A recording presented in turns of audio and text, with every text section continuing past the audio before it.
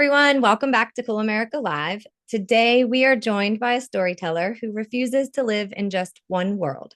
You've seen her take the pitch in Ted Lasso, steal scenes in Black Mirror, and now step into spy thriller alongside Richard Gere and Michael Fassbender in The Agency. But Ambreen Razia isn't just an actress. She's a playwright, a truth teller, and a voice who smuggles humor into heartbreak. She creates characters that make you laugh, ache, and think long after the credits roll. Ambreen, welcome. Thank you so much for joining us. I'm so excited to have you. You've had such a fascinating journey from the stage to global hits to your own writing. Yeah, well, thank you for that introduction. That was I felt very moved when I heard that. So thank you. Well, I just hope to move you as much as your work moves everybody around you. So hopefully So it stood up nice. to the so you've gone from Ted Lasso to Scrapper in to the agency. Was there ever a role, I guess, that kind of terrified you at first, but then ended up being very rewarding for you? Um, I think, you know what? I think uh my out of those ones or just generally Any. in any, you know what? I think the most terrifying thing I ever did was my one woman show. Yes. um, because it was just me for 90 minutes on stage by myself, and we were about to hurtle into a 3-month tour um, around the UK during Brexit. Oh, goodness. Wow. And yeah, and it was the lead character was a Muslim girl um, who was coming of age and who was dealing with becoming a young mother at 16, and also contending with, religious attitudes, cultural pressures, societal issues, and having this kind of really sexy,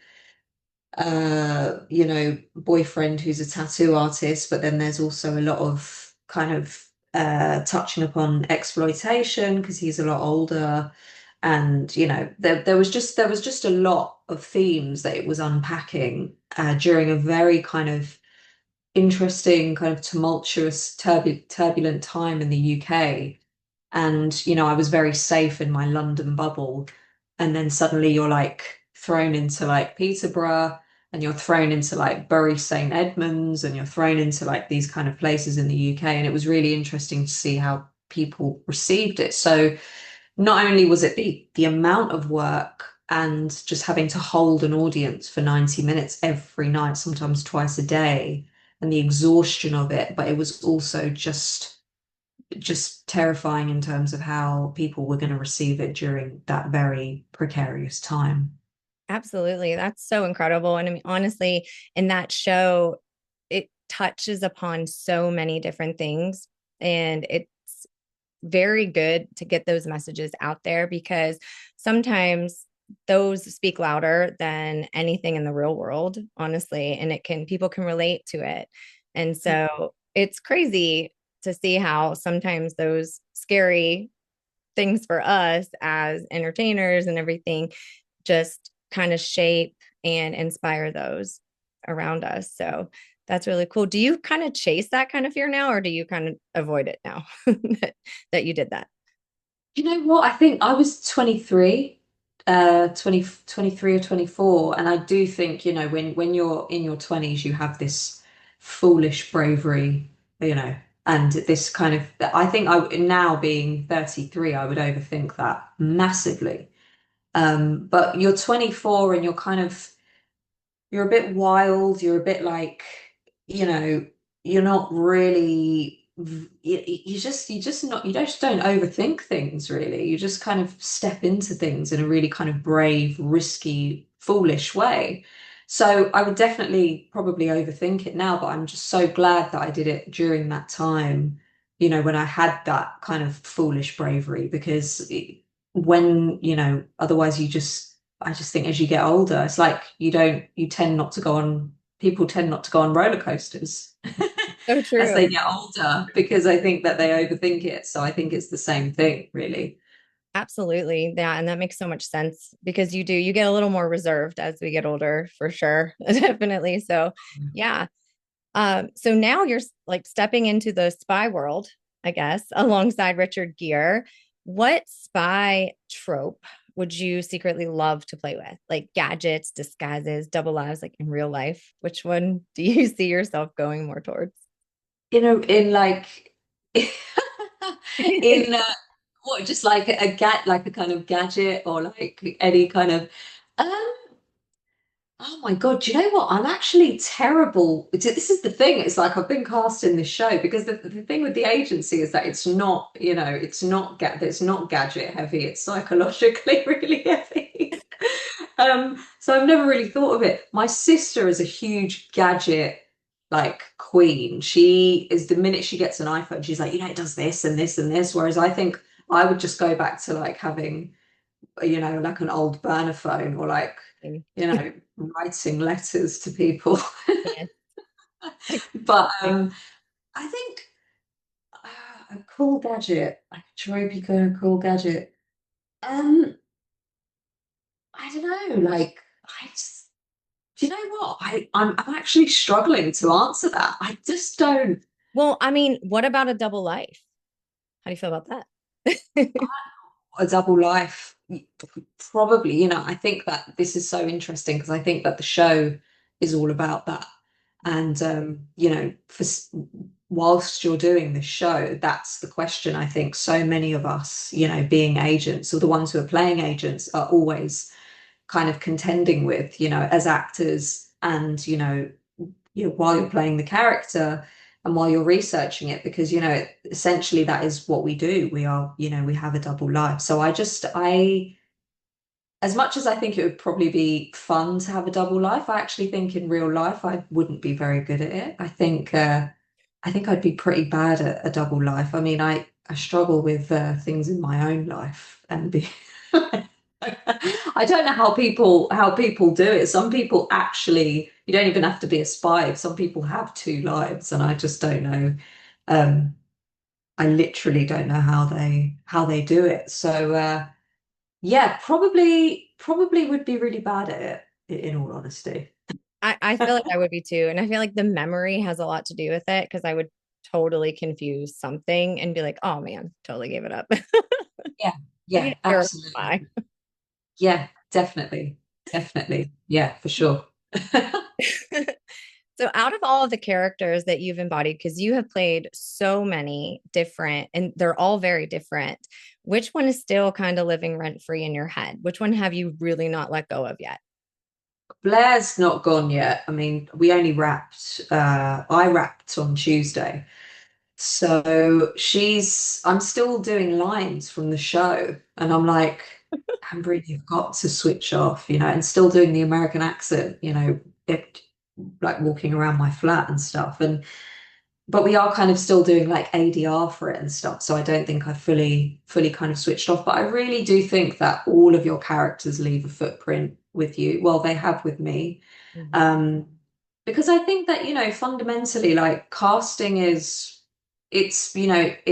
beyond sort of what it says on the tin. I think for me personally, I find that actually that it's a really kind of, it's interesting casting, because there's an element of me, I think, in all the characters I've played, or a part of myself in all the characters I've played, or like even parts to myself that are unknown to me, suddenly reveal themselves in the characters that I play, which is really kind of mind-boggling sometimes. I mean, you surprise yourself, when you play characters. I mean, I've surprised myself on set sometimes because I'm like, wow, that's either worrying how accessible that is to me, that rage, or that like that level of emotion, or that level of like connecting with someone or intimidating someone. God, that's really worrying that that's kind of so accessible to me. um so yeah, so there's like a fragment of all of my characters that still kind of exist somewhere. and it's a real grieving process, I think, when you leave them behind. For me anyway, I'm definitely feel like I'm grieving Blair a little bit now, actually. I can see that. And honestly, it does say a lot about how connected you are to your characters, even after the cameras are not rolling anymore. And so that's part of what makes you so great at what you do. And I can see where you would say that it's a little grieving because you're like losing a part of yourself almost because you've been immersed in it for so long. Yeah, you do. And I was going through something quite like quite difficult during filming with my sister. My sister was having surgery, heart surgery, and I really do feel like there's not another character I would have chosen to get me through that time. Because I don't think it was so funny because my sister mentioned this, but she went, I don't think you took Blair off in A&E, sometimes. And I don't think that there's a better character like that I would have rather have been married to during that really difficult time because she is so tough and one foot in front of the other and formidable and stands up in a room full of men and just doesn't bat an eyelid. And whereas Ambreen is not like that, all the time. So so yeah, so she was a real blessing during this time, more than I realized at the time, but after I really realized how much of a blessing she was. That's so beautiful. And to think that a character can get you through such a hard time. I hope your sister is okay. Oh, thank you. Yeah, it did. It went really well, and she's recovering really well. But thank Beautiful. you so I'm so glad much. to hear that. But it's so, yeah, it's beautiful that that can help you through things. I mean, because people don't think about stuff like that and how it can really help you get through some things. And sometimes it can really stick with you and maybe not a great way because you're, like you said, when you're like, oh man, how did I channel that so easily? You're like, wait a minute. But Yeah. yeah, Yeah. I used to, I mean, with Blair as well, because sometimes she's not attached to her own emotions as well. And, operating like that in real life is really isolating and not good. yeah. So, there's like an element of you, particularly playing these agents, where it's funny in this series as well because the arc that she's had and the better she gets at her job, the more she compromises her soul and herself as a person, I think, and through that you become like kind of less human. That's the price you pay for becoming a better agent, or at least I feel for her. So operating like that in life is probably not a great thing.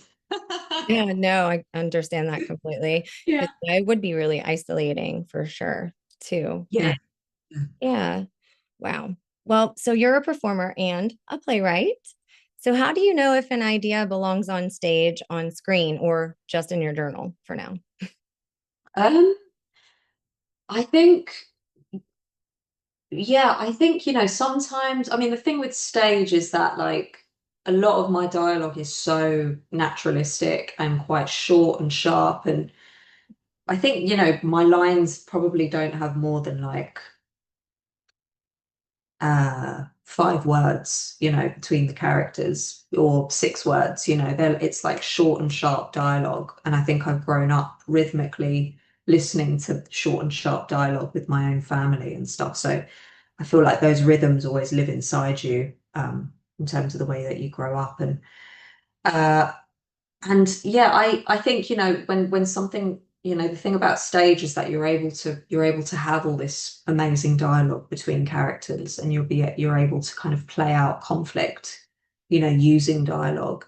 And I think, then, for screen, I really truly believe that film is a medium, where we watch, and I don't think that I think the best films I've seen haven't had the most dialogue in them. So I suppose if I see it in a way in which like the characters need to have it out or like hash it out or something, then it belongs on stage. Whereas if it's like show and kind of not tell, then I think, it belongs on film. Because I think that's kind of the best films, the ones where you don't really, but then there's also great films with loads of dialogue, films like Network you know, and some of the great films, and then there's kind of not. But yeah, generally that's Mhm. sort of how I see it. That makes a Yeah. lot of sense too. It's almost like the story is telling you where it wants to live in that Yeah, world. Yeah. yeah, it does.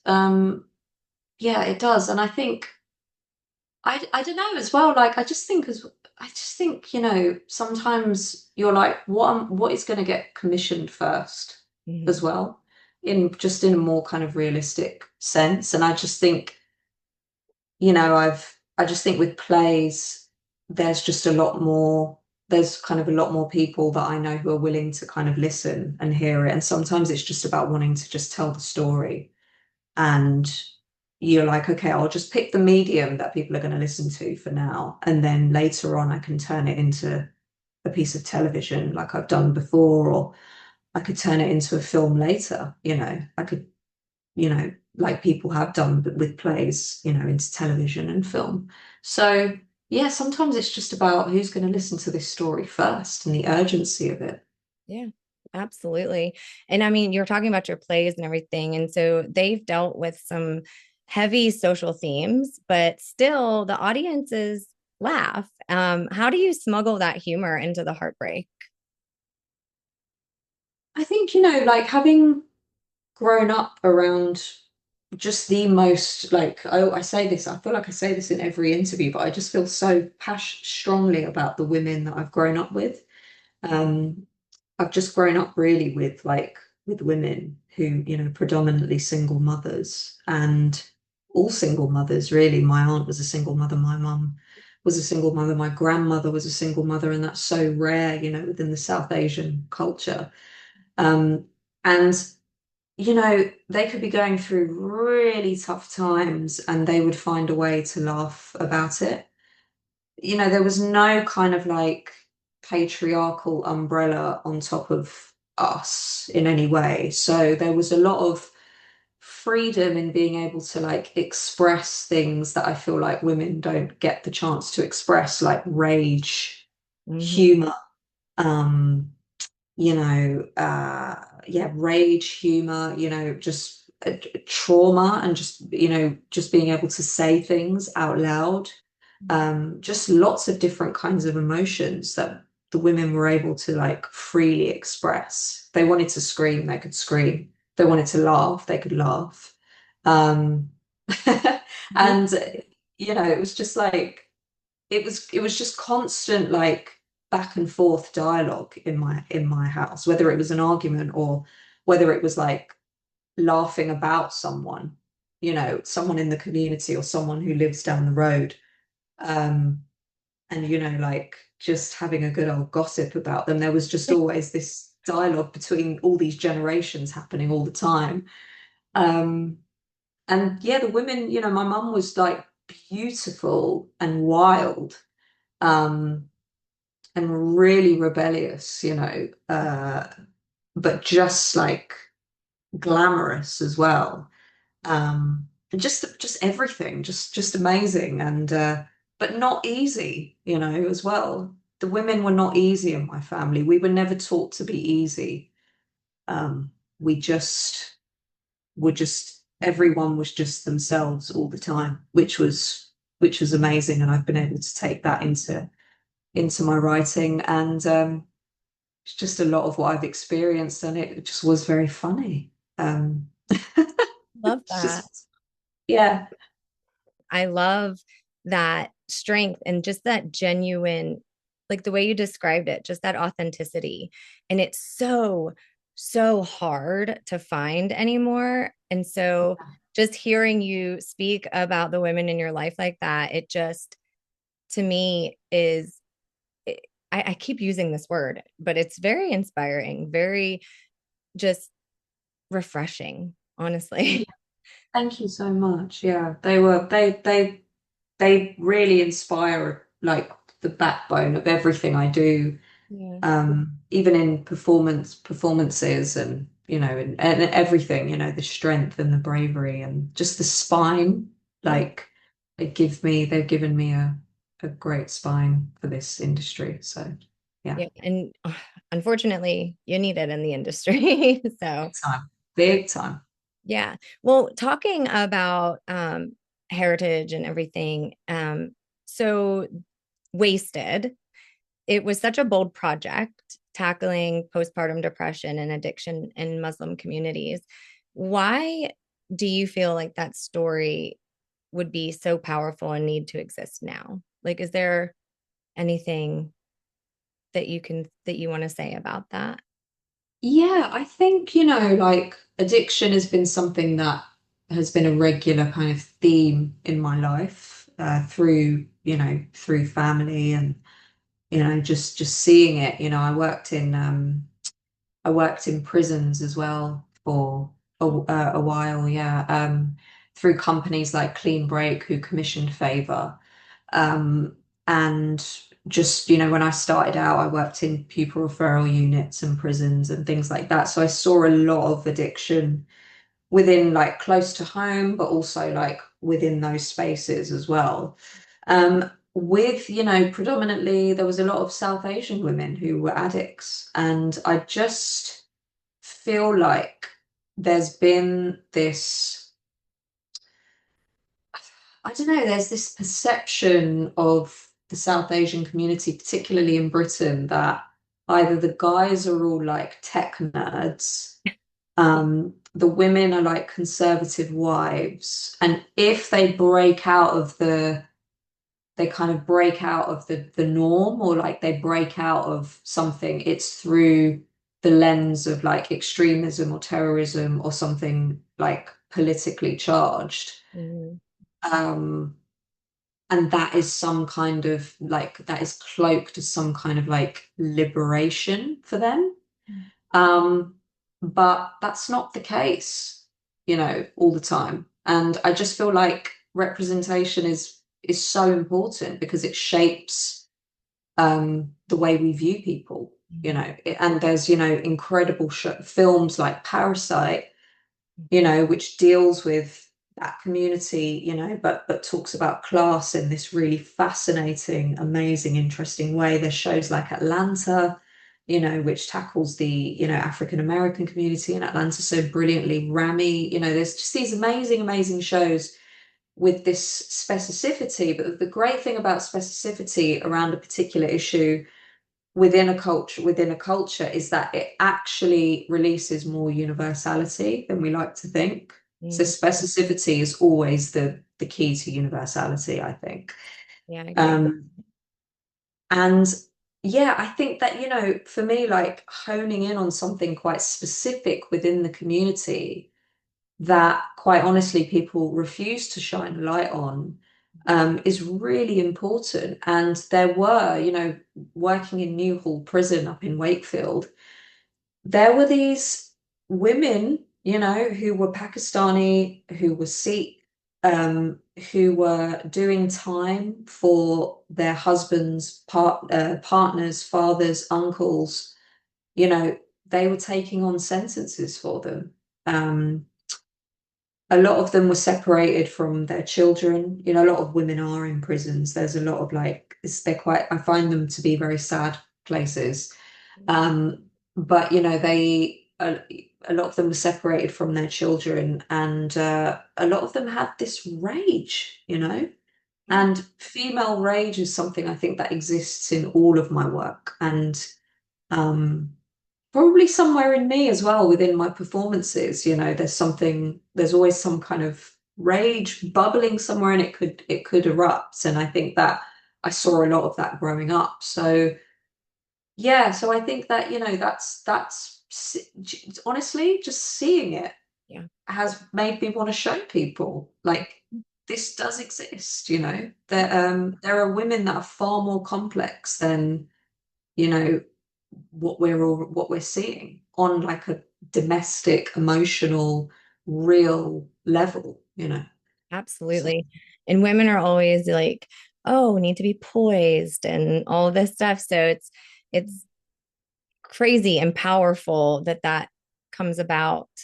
And it's almost like in those films and again, like in Wasted, you're opening doors for conversations that people tend to try to avoid. But I feel like those conversations are so important to be had, because of the understanding. Because, you know, you're always taught, well, we're always taught here that don't judge a book by its cover. And so many people tend to forget that. So mm, it's nice to have those outlets where you get to see multiple facets of it to really truly try to understand. And I think that's something that everybody could benefit from for sure. definitely, definitely. And it I think, even shows like I think Beef was really interesting in terms of that, showing that community of people, and like that was exploring rage within kind of an East Asian context, and how actually like there's a generation above our generation as well who, you know, not so much my family, but I do have South Asian friends whose mothers, tell them that actually you're not supposed to behave like that as women. And so I think, just yeah, I think that there are shows that are actually doing that, and I would love to lead that within, Britain for the British Muslim community, but particularly women, and to like open those gates up. I would love to do that. Yeah, absolutely. And that's so powerful. So we will definitely watch it if you do. Uh, Thank so you. speaking of London and Britain, so your work often carries that kind of energy, being that you grew up in South London. So what is, I guess, a sound, smell, or image from your neighborhood that kind of still sneaks in to your writing or acting? A smell, let's see, image.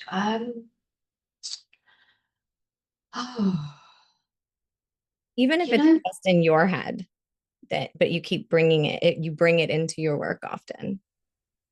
yeah. Um, you know what comes up in my work a lot are doors. Mhm. Doors are like in all of my plays. And what I've realized is that every single play of mine, the ending is, oh my God, I feel like I'm getting quite emotional talking about this. I feel like there's always a character leaving at the end through a door. That's happened in all three of my plays, I've just realized talking to you. This is quite nice. I feel like we're having a bit of therapy or something. I do what I can. Yeah, yeah. Thanks, Lindsay. Yeah, I'll send you I'll send you you can send me your invoice later. Okay. Um, but but yeah, I think doors, because I think, growing up there was a lot of doors closing, people leaving, people coming back, Yeah. doors slamming during arguments. My mum would like s- come out in like a rage and be like blah, blah, blah, blah, blah, blah, blah, blah, blah, door slam, and it was like a full stop. Yeah. Yeah. It was like a monologue. I'm going to say this to you, blah blah blah, and then like a full stop with the door slamming. So I think doors have been huge as well, and like I don't know, the thing of like not knowing who was going to come through the door, Mm. and like also like just the metaphor of it, like my never grew up with my dad, and like, is he going to walk through the door? Yeah. Probably not. My nan would always say, I don't actually think he's going to walk through the door anytime soon, which was great. She'd give us like this slice of reality every time, like they ain't coming back, guys. Um, and it was great because actually it took away all expectation for us, and she just laid down this matriarchal ground, and Yeah. it was like this is what we're working from. She was the leader of that, and she was like, this is what we're working from. There's no patriarchal ground. There's not a patch of grass over there that's going to be a patriarchal ground. None of that's happening. Matriarchal ground, that's what we're going to grow. Our trees, our flowers, our buds, that's where it's all starting from. So she set us straight with that very early on. Yeah. Like no one's coming to rescue us in any way. Uh, and yeah, so I think, yeah, so I think doors are really kind of interesting. I remember when I moved into my place here, um, and I moved around a lot, with my mum. It was a quite a turbulent, we were always moving because of, she was just wild. And I remember when I shut the door of when I got this place and I closed the door, and I was just like, oh my God, like, wow, like no one's going to come through the door and start like, these are my four walls. That door's going to stay shut. So yeah, I think I have quite a deep relationship with them. So yeah. See, and I never really thought of it that way. That's very powerful and kind of brilliant, honestly. So, but, Yeah, and I can see how audiences can feel that, even if they don't know that that's what they're connecting with. I can yeah, see how that would really shine through. That's, yeah, yeah. I mean, now I feel like there needs to be a play about that. yeah. And do you know what? It's like the character is always like changed and Mhm. like spurred on by another character to walk through the door. Yeah. But the risk of whatever's outside is like huge, but there has to be a bravery to step through the door. Mm.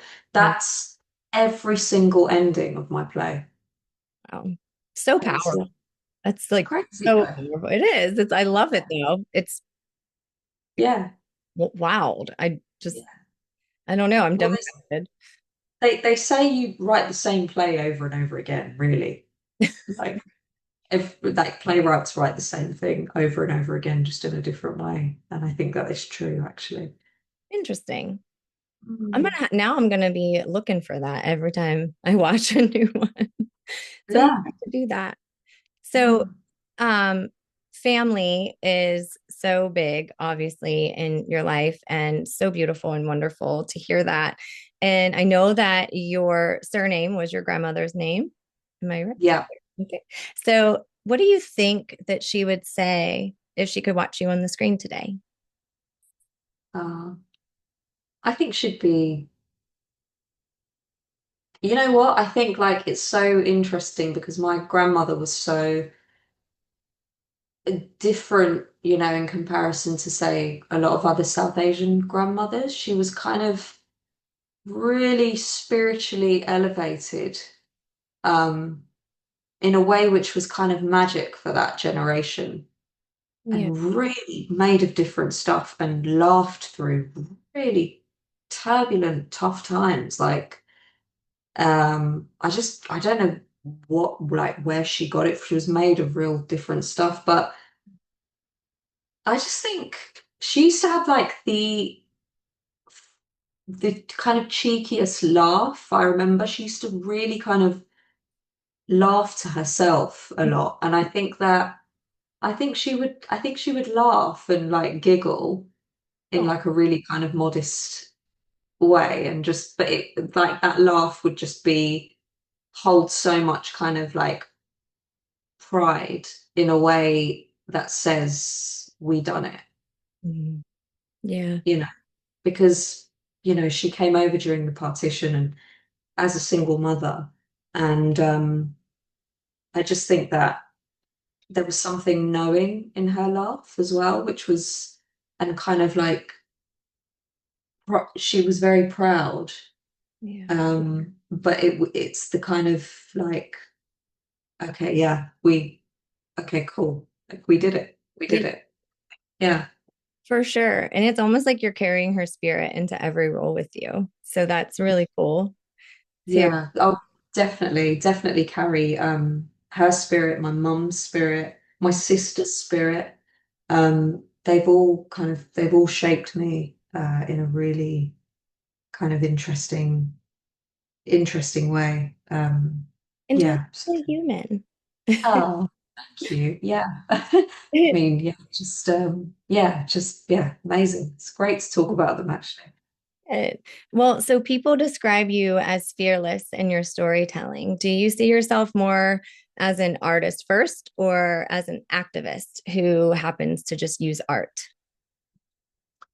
Definitely an artist, but I think the thing with activism is that it does exist in my plays, like it does exist in my work, but I think we're in this kind of place now where like I've seen a lot of theatre where I'm like the characters aren't even talking to each other anymore.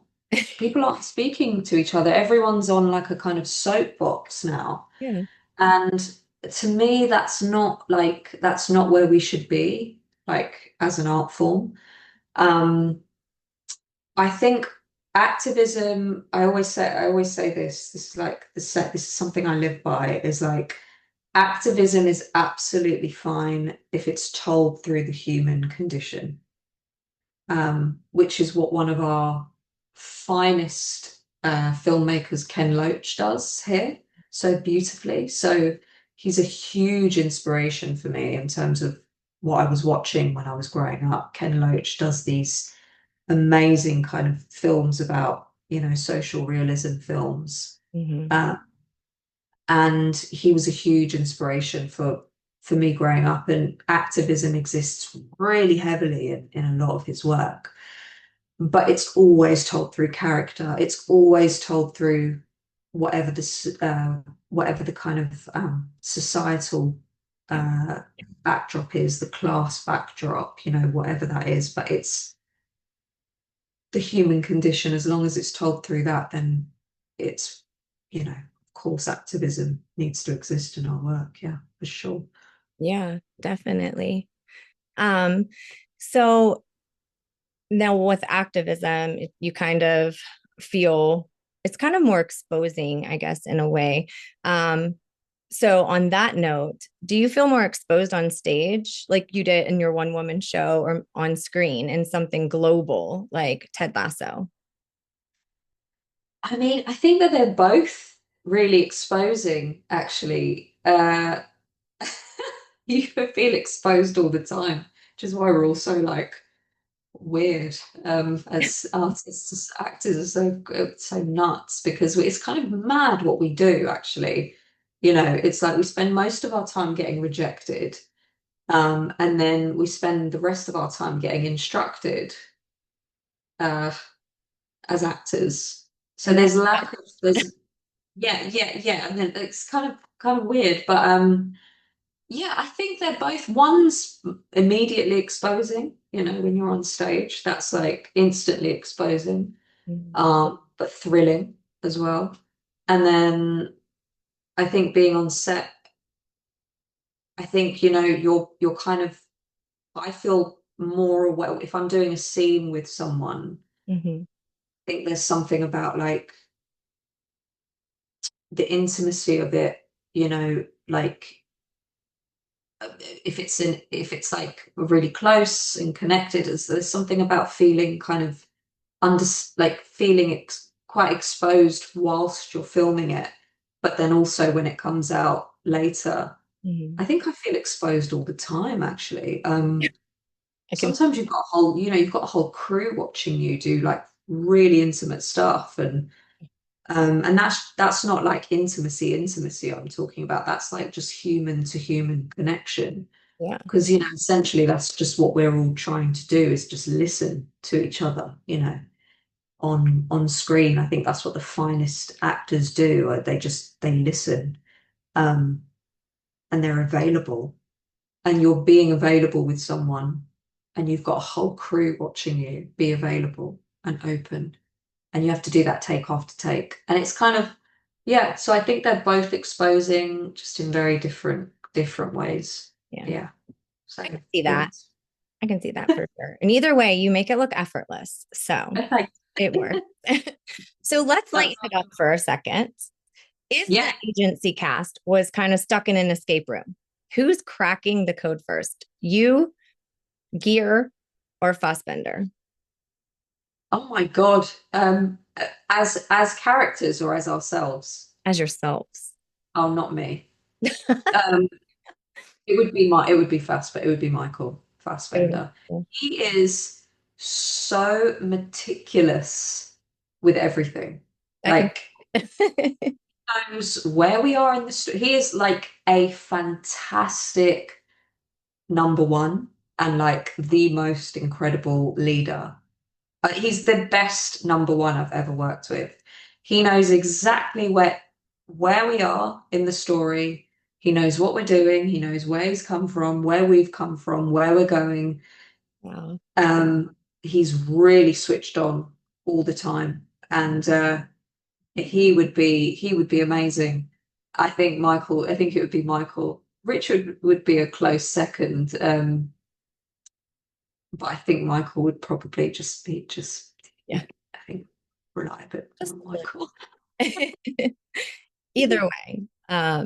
Yeah, I can totally picture what you're saying though, for sure. He's incredible. Yeah, they are. Yeah. So, what is the most South London snack that you would insist your American fans try? South London. Oh my God. I mean, okay.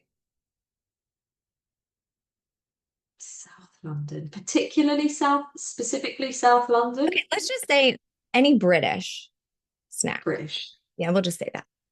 Oh, okay. I feel like there's one that I'm thinking of, but it's so tacky. That's okay. I just, We love to. I feel like I should say something a bit nicer, but I feel like everyone should just try Greg's. Do you know what Greg's is? No, I It's the do. cheapest bakery like ever. And everyone like goes there after school and gets a sausage roll for like £1. No, Um, yeah. And I remember I used to get one every day after school and I was gaining weight like there was no tomorrow. My mom was like, "What are you doing after school?" And I was like, getting this chicken bake and it was like £1. oh my God. And, it was so nice. And it was just like a pastry, like Yeah, puff pastry with chicken filling inside with creamy sauce. oh, But every day, you sounds can't have so. it's really good. But but yeah, but like I mean, I think every American should try it. They probably won't like it, but I just feel like it might be like a staple British thing because I think it's a rite of passage that everyone has a Greg's, a sausage roll or a Yep. vegan sausage roll from Greg's. Then they give these little like tomato ketchup with Oh, it, like packets, and you just put it on every mouthful that you take. oh, wow. And and like yeah, and then they have like a cup of tea or coffee and you buy that for like £1. I think you can get a whole meal in there for like £2. That's wild. But I have a Yes. feeling that more people are going to try to recreate this than you think. Yeah, I think so, but obviously, but it's just like it's on every kind, not central London, but if you go to like any kind of place in South London Hmm. or wherever, like a high street or something, it's usually next to like a Ladbrokes casino store, like or in between like a Primark and a charity shop, you've got like a Greg's. It's just like, So if yeah. we ever do get to make it to London, I'm definitely going to look that up. Try Greg's. You will save a ton of money. I don't know how you'd feel about the whole experience, but you will be able to save a lot of money. I love that. Oh my Yeah. goodness. Yeah. Okay. So another fun one. What is your hype song before stepping on stage or onto set? And if you don't actually have one, what would it be, I guess? For this character, I have a whole playlist for this character. No way. Yeah, yeah. Oh my God, this is so fun. So Blair, so I always have a song for a character. Yeah. Um, and I usually do this thing where whatever character I'm playing, on my screensaver, I set the animal that I think that character is as well. So What was it's it? the first thing. So Blair was she was a female jaguar. Ooh, Um, like Really, yeah, because they can be quite cutthroat and vicious out of the cat family. And I had this like picture of this like kind of hunched over tiger, but the eyes were like really like focused on their prey. yeah. Um, so yeah, I have that. So I have like an animal for my screensaver. So it's the first thing I see like when my alarm goes off at like 4 a.m. Um, the song, honestly, for Blair Yeah. was do you mind if I swear? No, It was Little Kim, no Suck way. Mine. No, that's hilarious. That is seriously the fun. That's awesome. That I could not have picked anything funnier. Like the perfect, Before, perfect. before I got in the crisis room with all of those top guys, those legends, I would play Little Kim, Suck My Dick. I love it. I love it. Oh my gosh, that's It amazing. was it's such a good hype song. It Like is. You're it right. immediately makes you feel like you're on a Power. even playing field with like these not only are they like it's a room full of incredibly intelligent men, Right. that you're working with and being the only woman in that space, but they are also fantastic actors, all Oh, of them. And they're all like Oscar nominated actor, and you kind of you're in and you're like, okay, so Little Kim, wherever you are, thank you. that Um, is perfect. I'm totally going to tag her in this. Please tag her in it I sure because will. She got you through it. yeah, she did. Yeah, no, I love her. I love the So little kid. awesome. I love it so much. That is perfect. Well, Yeah. before we wrap, we have two signature questions we always ask because this is cool America. So, what is the coolest thing about America to you? You know what I love about Americans? I mean, I just love talking. I love you guys know how to conversate. You know how to have a conversation, and like going to dinner with an American is like so like I feel like my soul is like nourished. Oh. I've actually been on I've been to dinner with John Magaro on this job and Harriet Sansom Harris, and I feel like going to dinner with the two of them, like my soul just felt so full, because they just know how to conversate. And I also feel like when you ask an American a question, they answer the question. Um, I feel like sometimes what the British culture, what people tend to do within the British culture is that they answer a question based on like what they want to say next, or like Wow. that they don't like they're not fully like in the present the Yeah. way Americans are. I don't know whether that's like, have you guys had more therapy or something? I don't. Like, honestly. Yeah, like I don't know what it is, but you guys just have an ability to answer the question really clearly.